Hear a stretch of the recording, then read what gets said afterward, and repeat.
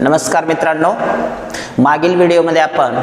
Hello alkanes, haloarenes आणि alcohols, phenols, इथर्सच्या important name reactions बद्दल माहिती पाहिली होती। आज संध्याकाळी 6 वाजता तुम्हाला जे व्हिडिओज मिळणार आहेत त्या व्हिडिओजमध्ये आपण जे पण अल्डिहाइड्स, कीटोन्स, कार्बोक्सिलिक ॲसिड्स आणि अमाइन्सच्या नेम रिएक्शन्स आहेत त्याच्या संदर्भात डिटेल्ड इन्फॉर्मेशन दिली जाणार आहे। आणि मित्रांनो,